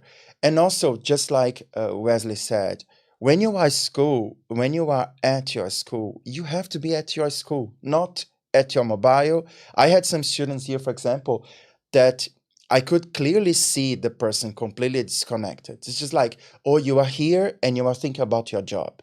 And the student is at the job and is thinking about the gym. Oh, I didn't go to the gym. And the person is in the gym and say, oh, but my English is terrible. I need to improve my English. So you are not in the place. And dices. And I'm not saying that people cannot have these things. I think you can have all of these things. I think you can go to all the Brazilian places. You can go to all the Brazilian restaurants. You can live with other Brazilians, work with Brazilians, study with Brazilians, as long as you are focused. What is your objective? You come to Ireland, okay, I don't want to go back to Brazil. Yeah, but let me tell you, you are in an English-speaking country. Yeah. You need to speak English. Mm. Even though you live in a bubble that is only Portuguese, people speaking Portuguese, but you somehow or any day you will be faced to break this, to leave this. So this would be one of the tips, like for you to really be responsible for your learning, and of course ask the teacher for other things. Here, I think the schools, this problem of levels, sometimes the student can be honest as well with the coordinator, with the teacher. Say, teacher, I'm studying here, but I'm not dominating everything. I don't know the things for this level. Is this too hard or too easy Exactly. Or you are teaching. Sometimes what happens here is as well with students, they see is during class, the teacher explains that the student, wow, I got it. This is so easy. Okay, but do you know how to use it? Because Yeah. you only know something when you can use. Yeah. When it's just like watching a YouTube recipe. You say, I could understand, but okay, can you make that? So Well, a lot of the good schools and any good teacher should have, like, if you're teaching, let's say pre-intermediate. You remember you were speaking earlier about Oxford putting together this book of specific things that you need to do within a certain level. So you should have what they call can-do statements. So it might be like past simple, past perfect, using certain modal verbs. And if a student, so because a lot of the times it can be difficult, students also, where a student is like, I'm too good for this, I need to move up, and where the teacher has to go is, Yeah. actually, no, you're not. And then you'd have to go, well, okay, look at those can-do statements. Can you do all of those things, Yeah. and can you confidently use them? But- And if a teacher and student, this is the way it should happen. If a teacher and student both agree, yeah, you can do all of that, and the student feels comfortable doing all of that, then they should be moved up a level, and vice versa, and perhaps moved down a level if that. And that's the way it should work. And some good schools, I mean, the one I used to work in, like, sometimes what will happen is students arrive from wherever they come from, and they'll do an entrance test, and they're put into a specific level. But those entrance tests often don't involve speaking production tests. or So, how were these tests made? Like, yeah, are they really good? Because some no, tests, it's often only 60 I've seen questions. things here in some schools. The director, even the person that is selecting, say, ask the student, which level do you think you are? And so they said, oh, I was in Brazil, I was studying pre-intermediate. Okay, so we're going to pre-intermediate. Is it a level test, really? No, So, 100% not. so is the student who chooses the level? It's not. I So have as a teacher, you friends- might be like, what I the have hell? friends that they went to high school, not saying names, but they couldn't understand anything about the placement test. And like, I have a friend that she's fluent. My flatmate, she's fluent. She could be in C1. Her English is great, but according to her placement test, she's like B1 plus. You know, that's like intermediate plus. Mhm. But her English is great. She could be C1 advanced. Yeah. You know, But she couldn't understand what they wanted. Like, she couldn't understand the questions, and it's not because she doesn't have English enough to understand. It's because it wasn't well written. You know, it wasn't Yeah. clear. And the other way around also happens. The student thinks, no, everything here is so easy for me. I'm moving to another level. Yeah, but just like I said, if the book has like 12, 10 units, Mhm. and you are in unit 5 and you think that everything is easy and you want to move level, what about the other part of the level? What about Yeah. other things? Some teachers said, no, don't worry, because you are going to see this in another level and it's going to repeat. Because when you study English, you see things in a repetitive way. Yeah. You study, for example, present simple, and then when you are in pre-intermediate, you study present simple again, but you Yeah, there's compare some with other revision. some review, and you also kind of contrast one with another one. I'm talking about specific Yeah. about grammar points, but there is, as I said, there is a stage so that you can like grow. When the student asks this question, I think it's because some schools, as I said, they move students so easily, just like changing chairs and things. But the student needs to be responsible for his learning and say, I'm sorry, I'm not ready to go to another place. Yeah. Or even you are, say you go, but I haven't studied this in this level. I would like to know more about this. I think it needs to be somebody that is constantly asking, but asking for more. Please teach me. Interesting. Yeah. Or you say to the teacher, can I ask you a favor? Can you correct my pronunciation? Yeah. When I say something, don't hesitate. Correct me. Yeah. Yeah. Because also culturally, we don't have this because we learned in a different way, we Brazilians. But it's very common for foreigners, when I mean foreigners from Brazil, like Irish people, even other teachers, they think that is embarrassing to correct your pronunciation all the time. because they should be. It could be some kind of intrusive or aggressive to even some students. While the students don't think that, they say, "No, if I'm speaking correct, please correct Yeah. me, Do. because we are here for that." So, It's your job. Yeah. so there's A lot of a lot of ideas. I know. All right, guys. So I would like to thank you, and I'm gonna go to the ending here. Always a pleasure. Never a chore. And thank you for everyone who is watching, and don't forget to click the like button. But before we finish, let's tell where people can find you, and say your final words on the Boulder podcast for now. Okay. Yeah. So I guess I'm the first Yeah, you one you're can looking at. start. Yeah. Well, so I have my Instagram. It's like Wes Frazão, like Wes, short for Wesley, and Frazão, my last name, a big phrase. Yeah. And sometimes I'm posting some English tips there. I try to be as active as I can, but with this crazy Irish life, sometimes it's hard. But yeah, I'm there, and I hope I'll still be here teaching for a long time. So maybe you see me in schools as a student. That's it. And in Dublin City Center. Dublin City Center. But not in Not at Dices. Dices. Not at Dices. I have been here for almost 2 years, and I've never been to Dices. Yeah. Maybe soon. Maybe. Yeah, if somebody someone will gives a convince good him. reason, then Yeah. Need to check it out just for the experience. For the Just say you've been experience. there. It's like the Taj Mahal. the Taj Mahal. Okay, so who is next? Are you being paid? You can go. Yeah, first of all, thank you for inviting me. This was a real pleasure. I really enjoyed doing it. And thank you guys for, as I said earlier on, for speaking in English and accommodating me. I know, I always think that's very respectful. I know that the whole idea was to do this in English, but I want to say that I appreciate it. Thank you So, for yeah. coming. If anybody wants to check out the podcast, we interview people like Clever and Felipe and Wesley. You're more than welcome to come on at some point Let's too. go.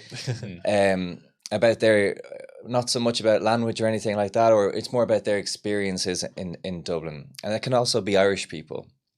It's called A Life in Dublin. You'll find it on Spotify or Instagram. We have an Instagram too. And yeah, it's cool. It's just a nice way to talk about the good things, the bad things, and the good stories that have come out of Dublin. There's so many Brazilians, Italians, whatever, who've come here, and I'm interested in their stories, of how they, let's just take Brazilians, for example, like we said earlier on, who learn a language, get a job, settle here, say that they want to live in Ireland for A cold place. yeah, and I was like, well, how did this happen? This is interesting. So it's basically that. So yeah, guys, look for A Life in Dublin on Spotify. It's very good. I've been there. Look for my episode, but It's a don't. good episode. That was a controversial episode. Yeah, Yeah. what about you, Sardine? I'm also Sardine. Sardine. Yeah.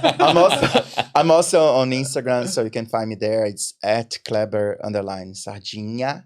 Hmm. So yeah, you can find me there. As I said, I'm moving from teaching to HR.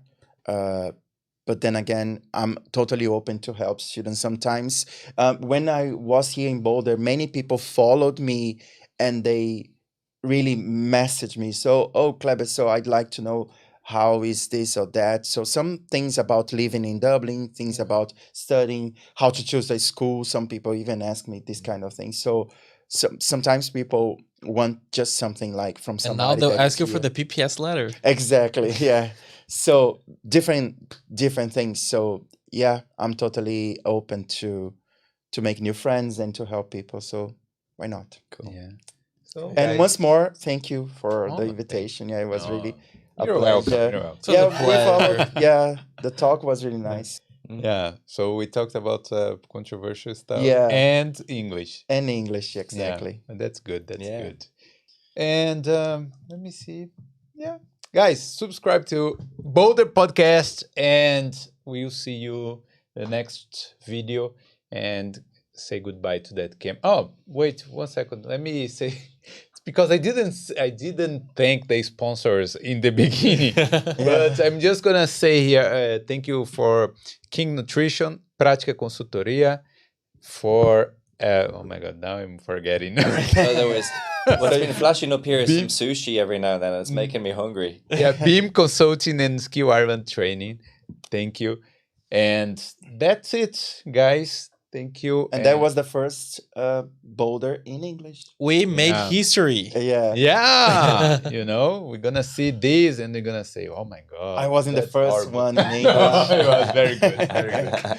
Thank you, guys, and say goodbye to that camera there. Bye. Bye. See you. you.